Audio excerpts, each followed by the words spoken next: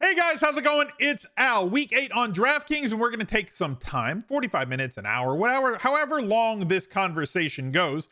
And we're going to talk about all the NFL DFS week 8 questions that my Twitch chat has. I'm live 6 days a week on Twitch right now from about 9:30 in the morning until noon Pacific time. And then 45 minutes before lock. So if you wanted to join us for the week 8 Anti-Tinkercast, go to Twitch. There's a link right down below. Go to smizzle.tv/live, drop a follow. I'm live for the last 45 minutes before kickoff every single Sunday. You can ask me all the questions that you want leading up to lock, and we go over all those different sorts of things. So thank you guys for being here. Drop a like on the video, subscribe to the channel, ring the notifications bell, leave me your reply down below, and let's go. He's a legend. Before I bring in the chat, I do want to mention the Smiz Gang Listener League. Smizzle.tv/league will get you there. Again, the link will be down below in the pinned comment. The link is in smizzle.tv/links. $10 entry fee, 3 max, $30,000, all of which goes back to you guys. No rake at all. No service fee from DraftKings. All the money that comes in gets paid back out. If we fill it, it'll stay this size next week. If we don't fill it, it's going to get smaller. So make sure that you jump in that and compete in probably the best tournament that exists on DraftKings. Let's bring in the chat real quick and talk about how many Bengals is too many Bengals for cash. Probably, I can't see having more than 2 max. Probably 1, to be honest with you. Not really an area that I want to focus on. This is a weird week, and when I say an area that I don't want to focus on, it's not like they have a really high team total or they're abusively low where they're going to be massively popping in, they're just glaring values. Kind of like Cooper Kupp and Henderson in week 7, right? Where it's like you could have Kupp and Henderson, and yeah, they're kind of diametrically opposed, but there's enough points to go around to satisfy them. Like if we go over to Fantasy Labs and take a look at their Vegas page real quick, right? So like the Bills have a total of 31.5. The Chiefs, it's a night game. This one, the Rams, 30.5. We kind of start getting a little bit lower. The Bengals have an implied team total of 26.75. Favored by 10.5. Totals come down. It started at 44. It went down to 43. So they're an offense that should score points, like 3 or 4 touchdowns maybe. So there is touchdown upside. MIXON has gotten really great volume, right? He's under 7K. And I think he's fine. I really do. The problem is, I think a lot of other running backs are fine as well. And there's not a lot of value at wide receiver. So, like, I think Higgins is going to pop into a lot of cash games this week. And if we can have that happen, which I think is going to happen, just because there's not a lot of volume at value at wide receiver, but at running back, you have Najee Harris at 7,500. Ridiculous volume, right? Really high floor every single week. 7,500, he's in consideration for cash. I think that people are going to play Jonathan Taylor in cash. I think that it's a mistake this week to play Jonathan Taylor in cash. I think he's great for tournaments. I think he's fine as a tournament play. I don't like him for cash games this week. DeAndre Swift at 7,100 and Najee Harris at 7,500 are the 2 reasons why I don't think that he is your play in cash this week. And then you've got Joe Mixon against the Jets defense, which is extremely, extremely horrible. If Mixon jumps back up to his usage from earlier in the season, getting like 20 carries and getting multiple targets in a game, his usage has been all over the place based on the kind of injuries that he's had. He does have higher touchdown expectancy this week, and he has a really soft matchup against the Jets. But like because of all these other plays, Robinson, Henderson Jr. at 65, CPAT at 62 with his ridiculous bump in terms of snap percentage and usage in the passing game. You kind of do want to target targets. And the targets have been fluctuating too far up and down for me with Joe Mixon to consider him in cash games. So just kind of is the thing, it's lack of whatever else is available at wide receiver that's got T. Higgins popping as a value. One, his volume has been steady and solid in every game that he's played. He is very used inside the red zone and inside the end zone. He gets a lot of end zone targets from Joe Burrow. Chase is the one that's scoring, but Chase's scoring is a lot of it is coming from deep. And if you understand regression, scoring touchdowns from further than 30 yards is extremely difficult to replicate. It's much easier to convert end zone targets into touchdowns. That's not to say that Jamar Chase can't do that. He most certainly can. But most of his touchdowns are coming from like outside the 20-yard line. And that can dry up. And it can dry up quick, as talented as prospect and a receiver as Jamar Chase is. That's not any Jamar Chase slander. It's just reality says that can't happen as constantly as it's and on like broken tackles. Like he busted away from 3 people last week and scored a long touchdown. That's not an every week thing, right? But guys can have that skill. Randy Moss did it, and that was his skill. Tyreek Hill showed that was his skill. And maybe that's Jamar Chase's skill too. But a lot of the touchdowns that he has gotten that are deep are plays that don't look like he's gotten a whole lot of separation. It's a throw made in the perfect spot, or he broke a tackle or something. That's like the end zone targets are really what we're looking for. Gator Jag, thank you very much for the 2 months. Agnew going to win you some money. So he is one guy that I think is... I haven't decided, but there's not a lot of options under 4K at wide receiver, right? There just aren't. On DraftKings this week, there's not a lot of options. So you've got like nothing in this range. You know? Amon-Ra St. Brown with his yo-yoing targets. 8, 8, 7, 0, 1. G Farwell, thank you very much for the 22 months. And then like... Are you comfortable going to Traquan at 39? And then we kind of look at Jamal Agnew the last 2 weeks getting more used in the absence of DJ Chark, getting more run on the field. He's not playing like 70, 80% of the snaps. He's playing like just over half the snaps right now, but he's been heavily targeted. I think that this is not going to be static. I do kind of think there is a chance that he can fall, like a very reasonable chance that there's not a floor of 5 or 6 targets with Jamal Agnew. And I think that you're going to get people that are going to pretend like 6 targets is now his floor.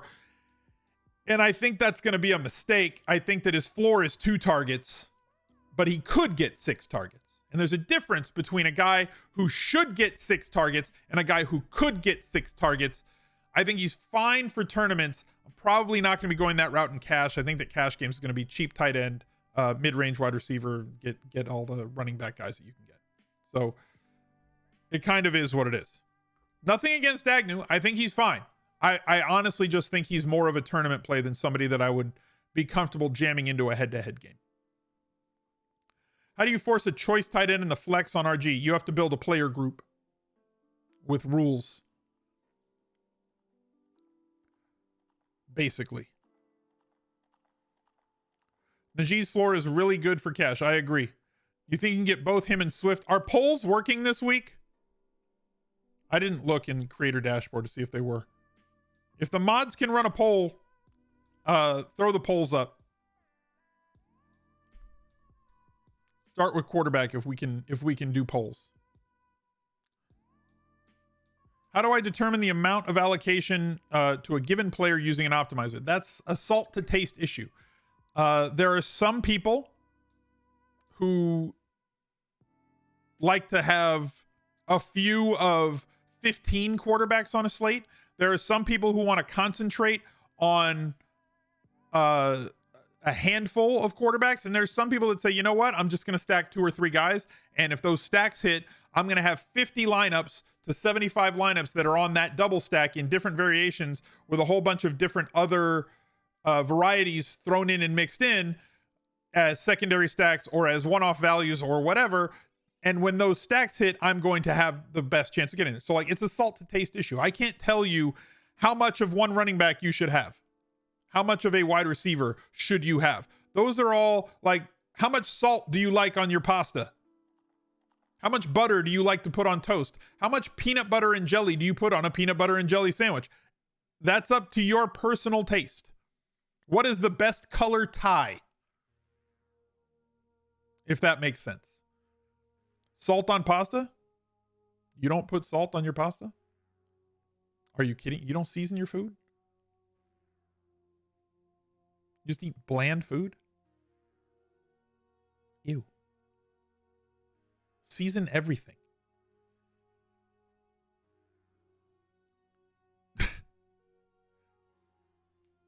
Butter on pasta? What are we, 5?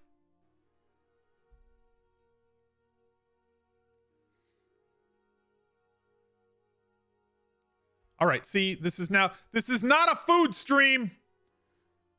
Chat, we got to focus. Bring it back in. We got to focus. Okay? So we've talked about a couple of value plays. We've talked about the cash game running backs that are kind of in that range. I think that there's other running backs that are value plays, but I think that they're more risky. I think people are going to go to him in cash a little bit. I think people are going to look to Michael Carter in cash with his role expanding in predictably an up-paced game here and a bad quarterback that's going to have to check down a ton, theoretically, and a price under 5K. I think people are going to go to Michael Carter. Kenny Gainwell at 5K. Miles Sanders went on the IR. What type of a role, I'm asking you, chat, because I'm going to come back to you in a second. What type of a role do you think Kenny Gainwell is going to have in this Eagles offense? Here's what I think.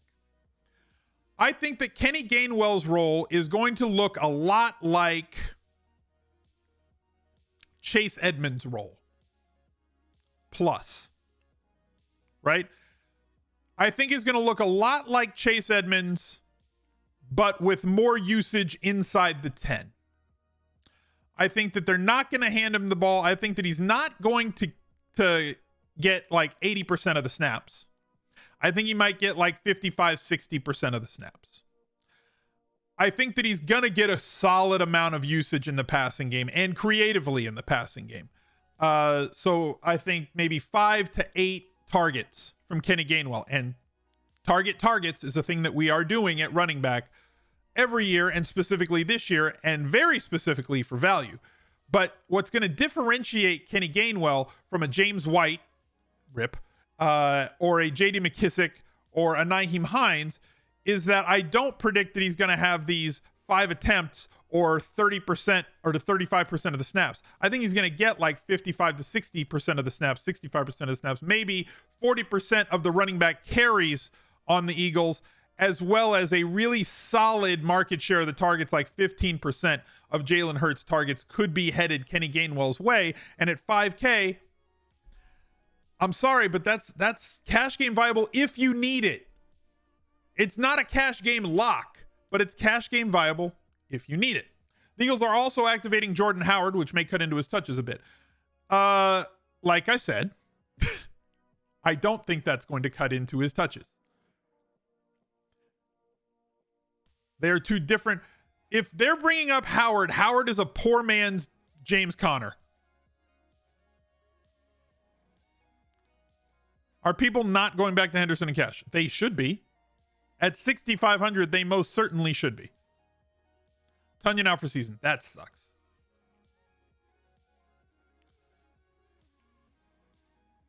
Hendo, Cup, Harris for your cash games. Interesting. I mean, I'm not playing cash. I'm seriously focused on tournaments at this point. When do you decide to not run a bring back on my double stacks? So the only time I've considered it, and I did not do it, was the Bears against the Bucks. And the reason that I chose to go with the bring back play from the Bears was because I thought that it was going to be far too common that Tom Brady stack and double stacks with no bring back were going to be en vogue. I thought everybody was going to say, and they did, that, oh, I don't need to bring it back with anybody on the Bears. I brought it back with the wrong guy because Herbert had himself a really good day. Right? I brought it back with Mooney, who didn't do all that much at all. But when it comes to tournaments, you do want to be doing the things that other people are not willing to do. You have to have that in your locker if you want to be a good tournament player. You can't just say, this is the right way. That's for cash games. Cash games, if a player is 70%, you should never fade that player ever. Ever in a cash game.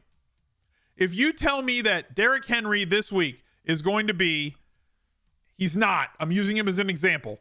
If you tell me that Derrick Henry is going to be 70% this week in cash, if Derrick Henry was like 65, if he was priced like Darrell Henderson, right? If Derrick Henry was 6,500, he'd be like 80% in cash, and you would play him.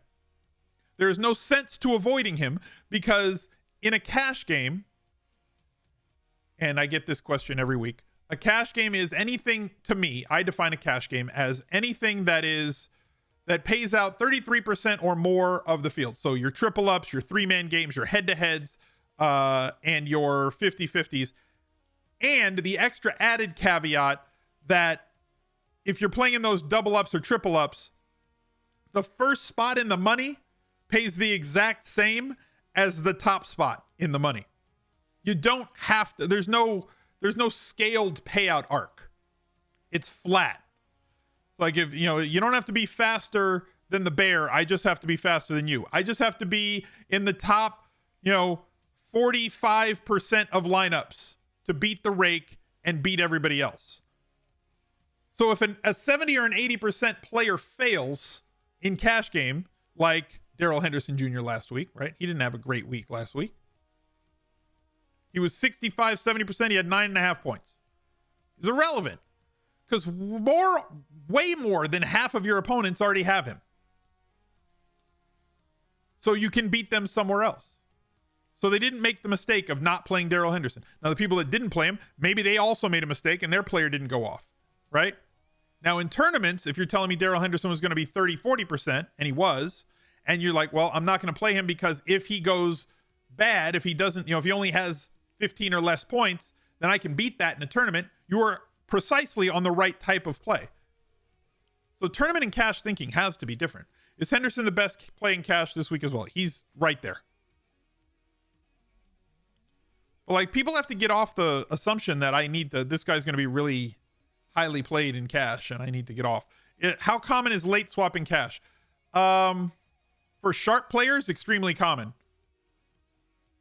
But when it's very specifically when blocked, because you can predict where your opponents are by reverse engineering their lineups. And if you're behind, so like going into last week's afternoon games, I think the Rams were an afternoon game, right? So going into the afternoon games, if you had Henderson and they had Henderson, right? They have 6,600 left and you have Henderson. You know that a running back, you know that the guy that they've got most likely is Henderson, and they're up 2 points on you or 5 points on you, then you staying with Darrell Henderson assures that you're going to lose. You pivoting to anyone else at least gives you a chance greater than 0.0, which is what you have if you stayed on Henderson. So like, smart players are swapping out in cash 100%. Like at 45 minutes left or 30 minutes left in the games, you need to start going over your head-to-heads and 50-50s. And if you have a lot of bricks in the early, you need to get off the chalk late in cash and pivot somewhere so that you can go past those other people. So I think Chubb will be a bell cow if he plays. I don't know. I think he might get 60% of the snaps. It's going to depend on how healthy he is, and we're going to have to really, really go over all of his Friday practice reports, because like the reports were that on like Thursday he was still limited at practice. So really, that's what it comes down to. R. Blake, thank you very much for the 26 months. It's going to come down to how healthy he really is. For cash, what do you optimize by? Median. Projected points. And I want players that have a good median, but also have accessibility to a ceiling. Right? So like, I don't want a guy that's got a realistic projection of like 12 or 13 points, but a ceiling of like 18. I want a guy, if he's got 12 or 13, it's got a realistic ceiling of 25. Because that one guy can save you in cash. Because if you hit 150 plus in cash, you're cashing most weeks. If you get to 150, you should not lose money 99% of the time in NFL. You won $10 in Showdown last night. Congratulations. So no Myers? No, Myers has a ceiling. Just because a guy has not scored a touchdown does not mean he will never score a touchdown. He has the usage that should lead to touchdowns. He's just been unlucky. Buffalo's your favorite stack this week, but you can't decide on a bring back. Help. There's not that many people on Miami that are viable. You know? There's only like 4 guys. There's Parker at 49. There's Gesicki at 5. There's Waddle. And there's Gaskin because Brown's on the injured list. There's 4 guys possible. That's it. Don't bring it back. You should probably bring it back. Don't overthink. Everybody's always looking for ways that they can, like, you know, Al said that this is the way that you come in up top, and this is the week where you don't have to. It's like you guys are Homer Simpson with the pork rinds when they had the 100 little race dog babies. He's trying to eat the pork rind. It's like, I'm not going to do bring back stacks this week. The dog goes like, pork rind. Just do it. Is it always going to work? No. Does it work way more often than the field is on it and gives you a differentiated lineup that is way more contrarian than just playing the stack by itself? Yes. And that's the point of tournaments. Getting players that have a 20 to 30 point ceiling that other people aren't playing. Preston Williams' Parker is out. I don't think he's gotten enough targets, man. They just do a whole lot of weird stuff. So, like, if Parker's out and he's expected to play, that's a smile. That is the biggest chi smile. Chi.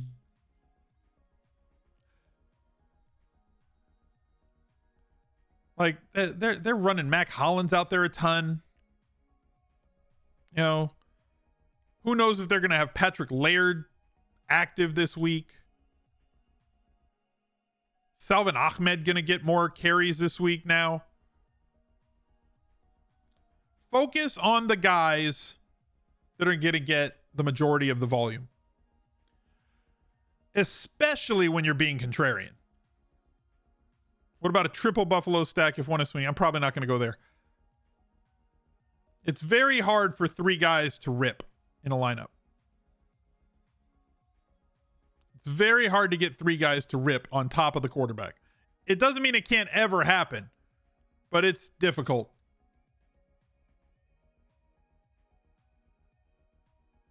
And like the amount of times that it happens is not going to overweight the amount of times that you're going to win with it. It's the when you win, what do you win philosophy that Drew was talking about in one of his articles this year that we used for the argument against playing James Conner.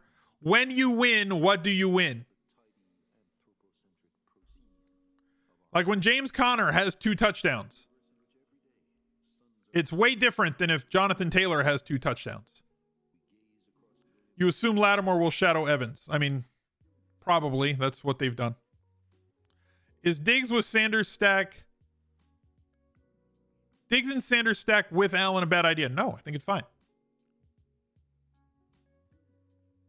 Yeah. Connor had 14 points and ran 2 touchdowns in last night. Like, when you win, when you get the desired outcome from James Conner, what are you really winning? If you're playing him on a full slate. Showdown, obviously different. Showdown, you just need as many points as possible. Cobb had 16 points and scored 2 touchdowns. Yeah, and those were on passes on a full PPR site. You know, he still only had 16. It's not like you can just say, well, he scored 2 touchdowns, so it's like the perfect play. That's not how any of this works. You know? It's like we have to go a little bit deeper than that. And we're like, I want to play James Conner. Like, he could score touchdowns this week. Right. And he could score touchdowns and get you like 15 fantasy points. And that's not enough. Because he has no usage in passing game. He does not carry the ball enough to ever get you 100 yards rushing to get you those 10 plus 3. You know?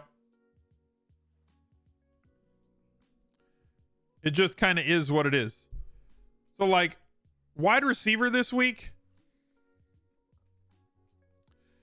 I think most people are going to have at least two players. At least two between, let's say, 6,500. Well, you can include Ridley at 6,600 here. I think you're going to see a lot of guys between, if I could just scroll, between 6,600 and like 5K.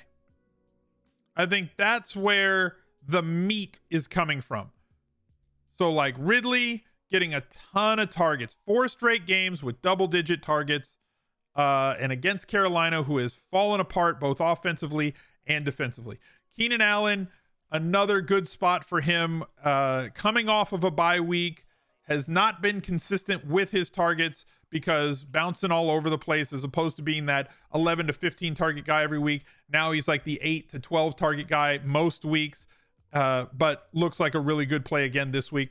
Courtland Sutton looks fantastic for tournaments. Even with Judy coming back. Aren't you worried about Judy coming back? He wasn't getting 100% of the targets. Anyway, I think that Courtland Sutton is still going to be very, very good. Courtland Sutton's role on this team is not at all affected by Jerry Judy's role on this team. Just like if I said Courtland Sutton was in play, you wouldn't say, aren't you worried about Tim Patrick? Tim Patrick was running routes and catching balls and getting targets. Now, Tim Patrick is not going to be running routes. Those are going to be replaced by Jerry Judy, who is going to get a lot of targets, but most of Jerry Judy's targets are going to be short to intermediate, and they'll take a shot deep on him every once in a while because they should, because he's good. But he's a lower ADOT guy as opposed to Courtland Sutton, who's one of the league leaders in terms of air yards. He is the deep threat guy, the big splash guy who can also run short to intermediate routes and better in the end zone. So those end zone, high leverage end zone and red zone targets as well. Fant is going to run a ton of routes because as long as Albert O is still out, I think that trio is very solid. And now the guy that's going to just cheese us off for the rest of the season is now Tim Patrick, because instead of routes being run by the quarterback from last year in that one game, it's those routes are going to now be run by Tim Patrick. So like you're going to see Broncos touchdown. Who was it? Was it Judy? Was it Fant? Was it Sutton? Tim Patrick. Like that's going to be the piss you off touchdown. A lot of people are going to be on Godwin this week because they're playing New Orleans and Lattimore is going to be shadowing Evans. And so clearly Chris Godwin should be the guy who gets a ton of targets, and he might, even though the last 3 years he has not, even with Lattimore taking Evans out of those games since 2018, 19, 20 against New Orleans, that has not materialized as Chris Godwin performing better or getting more volume against Saints. Maybe that changes this week. Entirely possible. I'm going to have shares of Godwin. I think that the narrative is that, well, he's going to take away Evans, so Godwin's going to get 15 targets. Like I said, he might, but he hasn't the last 2 years that Arians has been there and played 4 games. He's actually scored less points against New Orleans than he has against the rest of the league the last 2 seasons, but I think he's going to catch a large number. Robert Woods, not going to be fashionable this week, but should be in your lineups. Touchdowns can change from a week in, week out basis. Everybody's going to be on Henderson. Everybody's going to be on Cup. So if you want to get contrarian and still have exposure to a team's offense that's going to have well over or projects to have over 30 points once again, Robert Woods is the way to get that contrarian exposure with a ton of snaps, routes, and targets. Brown is out. I think that's also why people are going towards Godwin, but I think that that's better for maybe Tyler Johnson. We'll see if Godwin gets all the targets. I hope he does. I don't know what to say. Marvin Jones Jr. looking like a really good contrarian play with an awful lot of targets and the matchup against Seattle. Brandon Cooks. We're not going to get Tyrod Taylor this week, which sucks. We have another week with the Mills Mafia. So while he should theoretically have a really high floor, his floor is a little bit lower with Mills than it is with Tyrod. I think that Tyrod's a better, more serviceable quarterback than Mills. Take that with a grain of salt, be that as it may. He still will get a lot of targets, run a lot of routes. Touchdown upside, not exactly there, but I think he is going to be popular in cash games this week. Talked about Jalen Waddle already. Smith, great tournament play. Getting a ton of volume on the wrong side of touchdown variance, has had multiple touchdowns, like 4 touchdowns, 5 touchdowns called back so far this season. Just a minute until he explodes, I think. Pittman Jr. has been outstanding, but the volume is fluctuating. Emmanuel Sanders gets you access to that Bills offense, has a very steady market share of the targets in an offense where 3+ touchdowns from the quarterback are certainly in play, and highest ADOT he's seen in a while. 31-yard catch in week 6, 35 in week 5, 21 in week 4, 41 in week 3, 35 in week 2. Like, all the downfield threat from a quarterback who we know throws it downfield. And then the two guys who are too cheap for the volume that they're getting is T. Higgins at 5,200 and Myers chasing against the Chargers at 5,100. So I think that those are going to be the most common wide receivers in that mid-range. And there's an awful lot of them. Beasley you could throw in there as well. There's a lot of plays. There's a lot of plays.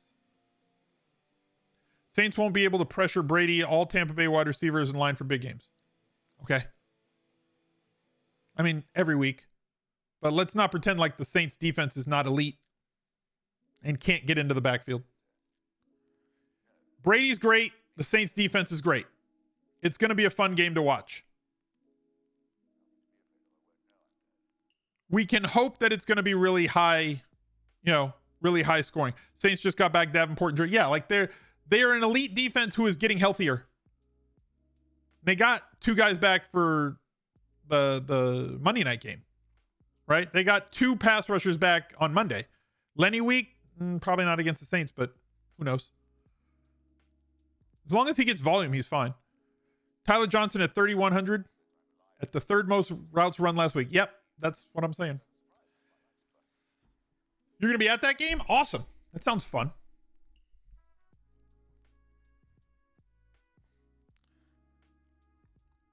Let's go Mike Evans. Not sure. Mike Evans has not had good games against New Orleans.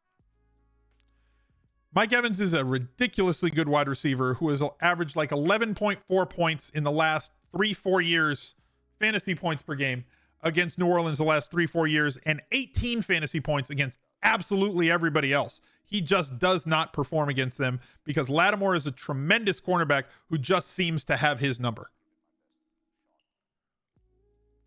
He makes him way less open. And when you have Brady as your quarterback, Brady's going to throw it to the guy who's open. He's spread it around for his entire career. And he makes him way less efficient. So a drop in targets plus a drop in efficiency does not bode well for Evans. But I'm sure people are still going to play him because, well, everybody's going to go away from him because of the matchup. And so therefore I'm going to play him because then it's contrarian. And when he scores a touchdown, I'm going to get paid. But if he scores a touchdown on 3 catches, you're not going to get paid. So I'm torn. What are Evans' splits with Brady at QB? With what? Against them? Against New Orleans? Like, it's a matchup specific thing. And like, I've already told you guys, don't double weight projections for wide receivers for a matchup.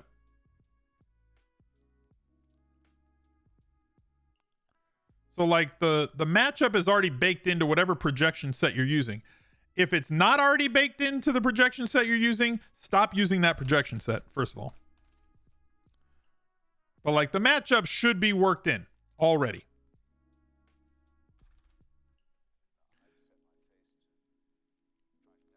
Okay, so Evans has played 23 games with Tom Brady in total.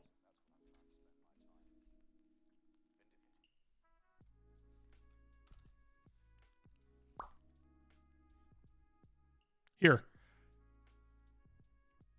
The answer of, because I know I'm going to get this answer. I pulled it up here for you. Let me open another tab.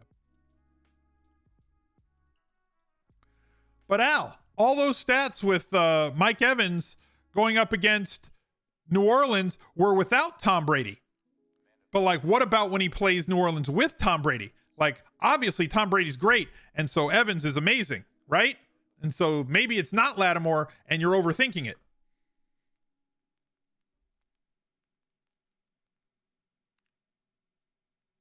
The in split column is games where Tom Brady played and Mike Evans was against New Orleans. 2 games, 2.5 reception average, did catch a touchdown in one of them, 33 yards receiving on average on 5 targets, 8.8 fantasy points. 17.09 in the other 21 games that he's played with Tom Brady. Sick.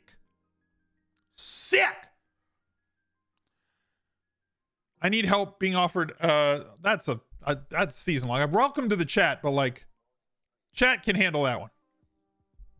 I can't go over like 3 for 3 trades in season long. We got to be forward thinking, DFS focused here. What about years that don't end in a 0 with Tom Brady? It's a lot. It's an awful lot.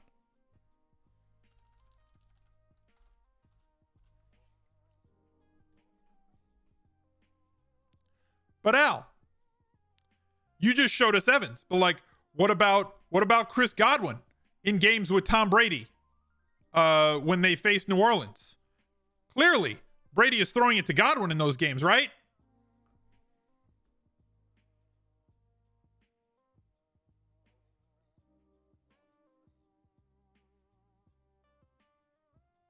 Nope. Maybe he does this week. It's not, it's not out of the realm of possibility. It's certainly not out of the realm of possibility that Tom Brady could funnel 12 targets this week to Godwin. Could totally happen. I don't think it's the most likely outcome, but it could happen. So, I don't know. And past performance is not always indicative of future results. Or past results are not always indicative of future performance. Whatever. Put the qualifier wherever you want it. I'm just here to give you kind of the numbers. Who's he been throwing the ball to? Scotty Miller.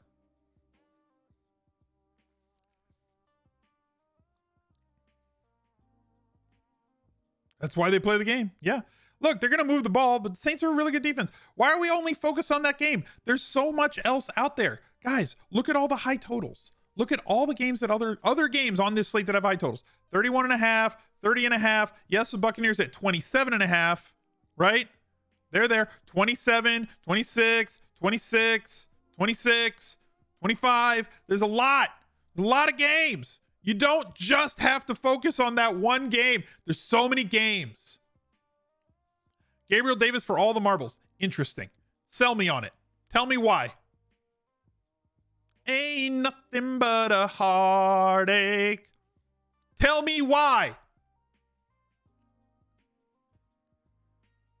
Is it routes run? Who's he going to get snaps over? Gabriel Davis seems like touchdown or bust. And I was somebody early in the offseason who was drafting Gabriel Davis in like April and May. And then I was like, oh, they got Manny Sanders. Yep, that's not great. Now, Gabriel Davis can catch a touchdown, but it feels touchdown or bust to me. And I don't like touchdown or bust players.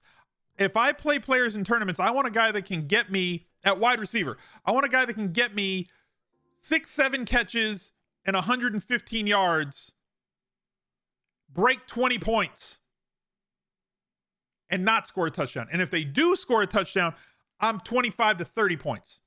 I'm flying. Where Gabe Davis does not seem like the type of guy, outside of maybe catching a 12-yard touchdown or a 70-yard touchdown randomly, who can do that for me.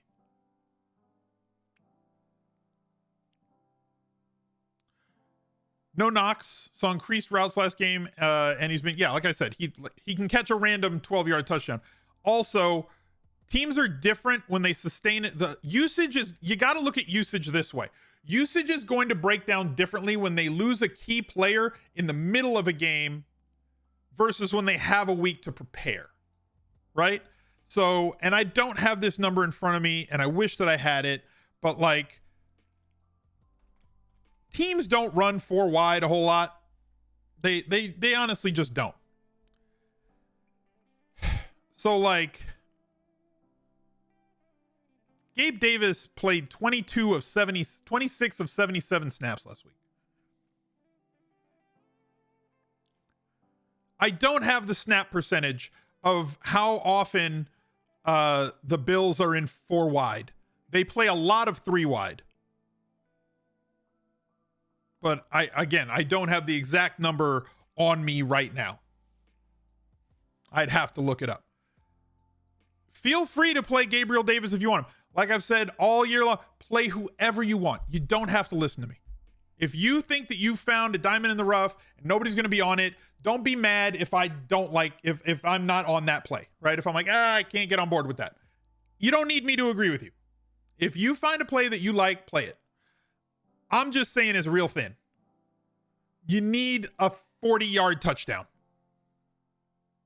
11%? Okay.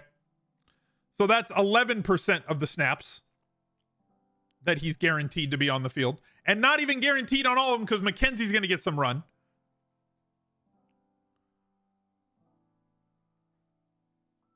So just my 2 cents. If I'm playing the 4th guy for me in Bills stacks, we can take a look at the Bills and then we'll get going. So like Diggs is a monster and should be treated as such. Right? Absolute beast. And an absolute beast that should see some regression towards the mean in a really good way. There's no way he should have 2 touchdowns. He should have like 6.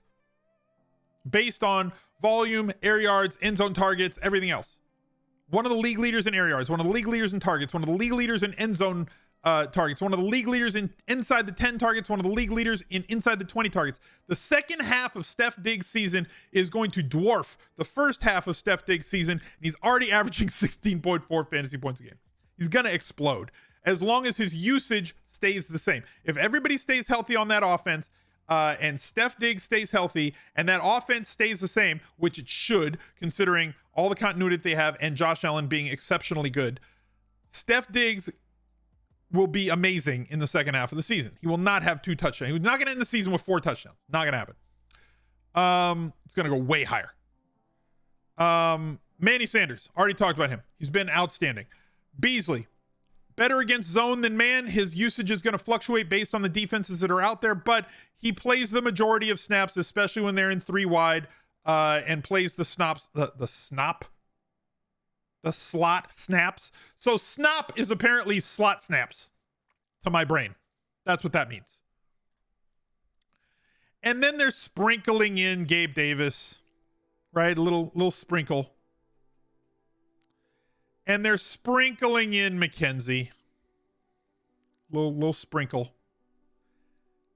And we've seen an awful lot of Dawson Knox, who is out this week with a broken hand. It is extremely feasible that Tommy Sweeney at 2,900 is going to be placed in a next man up role for the Buffalo Bills at tight end this weekend, playing the exact role that Dawson Knox played. Al, you're crazy. What the hell is a Tommy Sweeney? What the hell is a Ricky Seals-Jones? Logan Thomas goes down. Ricky Seals-Jones steps into the exact same role that Logan Thomas had. The talent is always less important than the usage. So if Ricky Seals-Jones is going to be out there for 99+% of snaps and running routes on 75+% of dropbacks, then Tommy Sweeney, assuming that because there are just no other real tight ends on this roster, and we could get the random Josh Allen tight end touchdown to Morris or Waring, but like Sweeney's going to be the one that's out there the most and the one running the most routes. This would be the guy that I would much rather use as my second guy in a Bills stack, in a Josh Allen double. I'd much rather use Sweeney than either Gabe Davis or McKenzie as my cheap second guy, low percentage play based on what I project to be his volume going into this weekend. Where is Lee Smith? Elsewhere. So Allen, Diggs, or Sanders and Sweeney stacks. Yeah, I'd probably limit my grouping to that. Or if you're building a stack group, I would limit it to that. Or I'm just going to X out everybody else on the Bills. And then when I build lineups, like I've told you guys how many times I run the optimizer. Like if you just go to a site and run the optimizer once, you're going to lose. Like, don't do that. You have to massage the outcomes. Like you run it once. And honestly, the easiest way to do it, look at every single sort by quarterback. So like on Fantasy Labs, when you run your, however, if you're mass multi-entering, run your things and then sort by quarterback, however many quarterbacks you have, click on the first one. It'll show you your allocations with that quarterback. Then you can build groups that say in lineups that include that quarterback, boost this guy, decrease this guy, lock this guy, make sure that I want this one in everyone.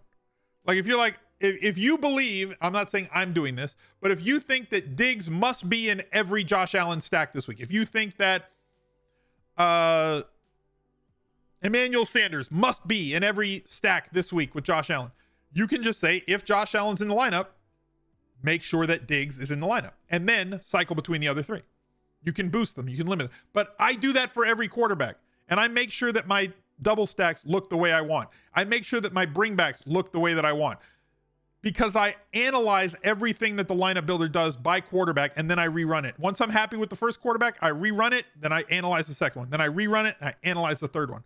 But you have to spend that time to make sure you're getting the outputs you want, because the lineup builder is a computer, and it's just going to spit out what it thinks is the right answer. But if it's not the answers that you are comfortable with, you have to do the work to make it do what you want it to do.